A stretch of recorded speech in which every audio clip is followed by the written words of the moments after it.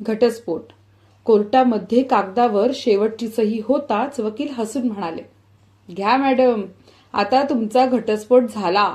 कोर्टानं तुम्हाला 30 लाख रुपये नुकसान भरपाई मिळून दिलीये आणि दर महिन्याला 20,000 रुपये खर्चासाठी मिळत राहतील. आता खुश ना? ती हलकेसे स्मित करून म्हणाली, हो खुश आहे. आता मला कुणाकडून काही नकोय. वकील कागद गोळा करू लागला आणि कविता आईवडिलांसोबत बाहेर पडली. कोपऱ्यात निर्वाण, तिचा नवरा सगळं शांतपणे पाहत उभा होता. कवितेनं एकदाही त्याच्याकडे पाहिलं नाही. गाडीचं दार बंद झालं आणि नातही. पहिला महिना मायकेत सगळं फार प्रेमानं वागले. कवितेला वाटलं हेच तर स्वातंत्र्य, हाच तर शांतपणा. दुसरा महिना घरच्यांचा सूर थोडा बदलू लागला. भाऊ कधी रागानं बोलायचा, वहिनी टोमणे मारायची. मोठी झालीस, थोडी जबाबदारी घे ना. भाजई म्हणू लागले, आत्या किती दिवस राहणार इथे? तिसरा महिना घरातलं वातावरण बदलू लागलं.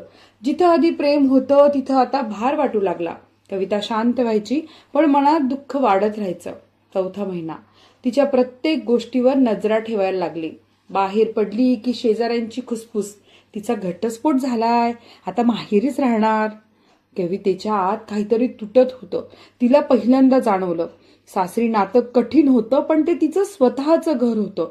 माहेरी ती ना पाहुणी ना घरची, फक्त एक ओझं. एक रात्री टेरेसवर बसून ती विचार करू लागली, पैसे मिळाले, स्वातंत्र्य मिळालं, पण इज्जत, आपुलकी आणि घर? ती स्वतःशी कुजबुजली, चूक केली. फैसला घेताना मी फक्त दुःख पाहिलं पण परिणाम पाहिलेच नाही. तिला कळलं, तुटलेल्या नात्यानंतर बाईला सर्वात जास्त आधाराची गरज असते. पण समाज आधी तिला जज करतो. आणि माहेर आहे पण अधिकार काहीच नाही. माझं खरं घर मी माझ्या अहंकाराने सोडून आले. डोळ्यात पाणी आलं. निर्णयाची किंमत आता समजत होती. 4 महिने पूर्ण झाले.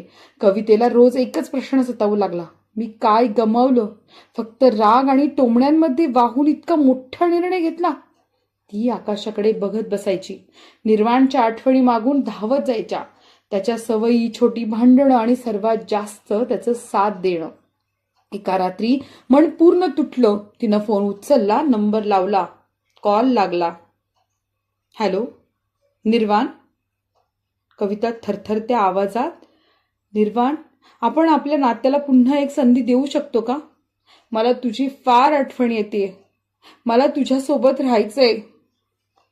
दोन्ही बाजूला काही क्षण शांतता. निर्वाण हळूच म्हणाला, मीही तुझ्या विना राहू शकत नाही. आपली चूक दोघांची होती. सुधारायला दोघांनी सोबत चालायचे. तू हो म्हणालीस तर मी आत्ता निघतो. कवितेच्या गालावरून आसू वाहू लागली. हो, मी तयार आहे. रात्रीचे 12 वाजले होते. निर्वाण कार घेऊन निघाला. थंडी, सुनसान रस्ता, पण मनात एकच आवाज, तिला परत घरी आणायचं आहे. सलग 5 तास ड्राईव्ह केल्या, न थांबता, न दमला. सकाळी 5 वाजता तो कवितेच्या माहेरच्या दारात उभा होता. कविता बाहेर आली.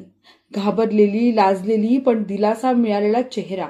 आई वडिलांनी दार उघडलं. निर्वाणनं नम्रपणे प्रणाम केला. कवितेनं बॅग उचलली. ना बोलणं ना वाद. दोघांना कळलं हे निर्णय मनातून घेतलेले आहेत.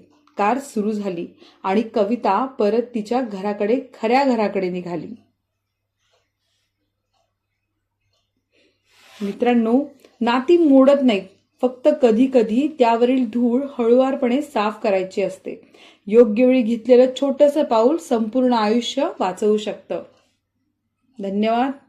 रागाच्या क्षणी घेतलेला निर्णय खरंच आपल्या आयुष्याची दिशा बदलण्या इतका योग्य असतो का?